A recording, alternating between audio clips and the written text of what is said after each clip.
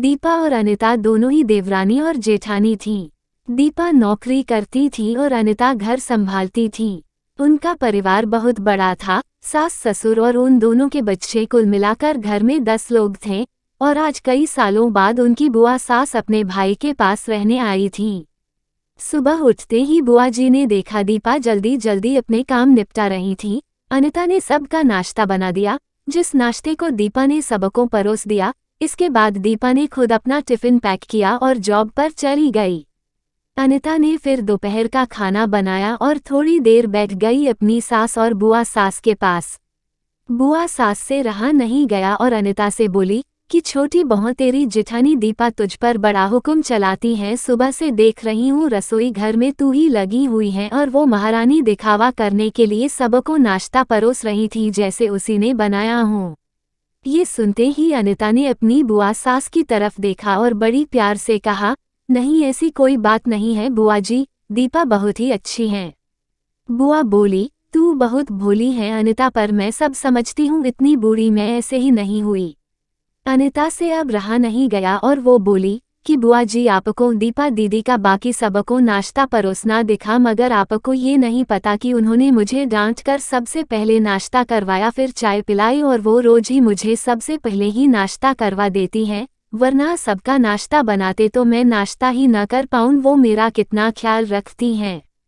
दीदी सुबह जल्दी उठकर मंदिर की सफाई करके फूल सजाकर रखती हैं और वो मुझे खुद से 1 घंटा लेट उठने को कहती हैं, क्योंकि मुझे उठते ही नहाकर सीधा रसोई में ही जाना पड़ता है।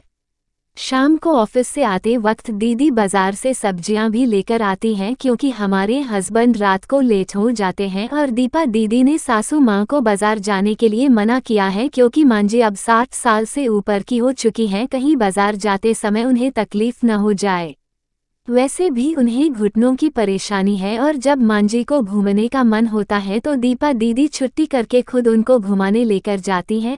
और हाँ बुआ जी, दीपा दीदी रोज शाम को आकर खाना बनाने में मेरी खूब मदद करती हैं, चाहे वो कितनी भी थकी हुई हों। वो मेरी जेठानी जरूर हैं, मगर वो मुझे अपनी छोटी बहन ही मानती हैं और मैं उन्हें बड़ी बहन मानती हूँ। ये सब सुनते ही बुआ चुप हो गई, शायद उसकी चुगली अनिता के आगे फेल हो चुकी थी। शाम को दीपा सब्जी की थैली अनिता को पकड़ाते हुए बोली कि अनिता, सब्जियों के साथ वाले थैले में तुम्हारी फेवरेट लेखक की किताब भी लाई हूँ। ये सुनकर अनिता खुश हो गई और बोली, थैंक्स दीदी। अनिता सब्जी की थैली किचन में रखी और किताब रखने अपने कमरे में चली गई। तभी बुआ जी ने दीपा को आवाज दी, बड़ी बहू जरा यहाँ आना। दीपा बोली, जी बुआ जी। तभी बुआ बोली कि तुम इतनी मेहनत करके कमाती हो और ऐसे ही फालतू किताबें खरीद कर पैसों की बर्बादी कर रही हो, वो भी अपनी देवरानी के लिए।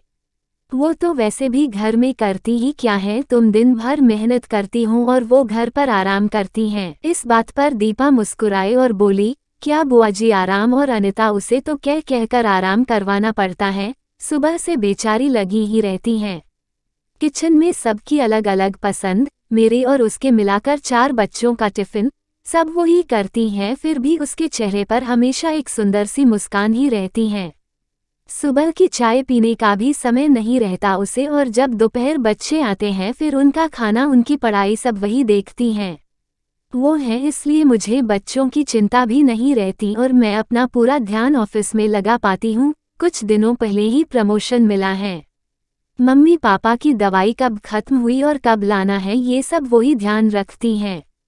घर पर भी कभी कौन सा रिश्तेदार आता है, उनकी सेवा भी वही करती हैं। और बुआ जी, घर पर रहकर घर और बच्चे संभालना कोई छोटी बात नहीं।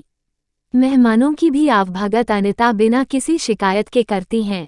उसे तो बस पढ़ने का ही शौक है। फिर क्या मैं अपनी छोटी बहन की छोटी सी इच्छा भी पूरी नहीं करूंगी? अगर उसकी इच्छा मैं पूरी नहीं करूंगी तो कौन करेगा? अब तो बुआ की पूरी तरह से ही बोलती बंद हो चुकी थी। फिर दीपा भी अपने कमरे में चली गई। ये सारी बातें दीपा की सास पीछे खड़ी हुई सुन रही थी। वो बुआ के पास आकर बोली कि जीजी, ये दोनों देवरानी जेठानी जरूर हैं, मगर इनका प्रेम 2 सगी बहनों से भी ज्यादा बढ़कर है। ये दोनों ही एक दूसरे का अधूरापन पूरा करती हैं। मेरे घर की मजबूत नींव है ये दोनों।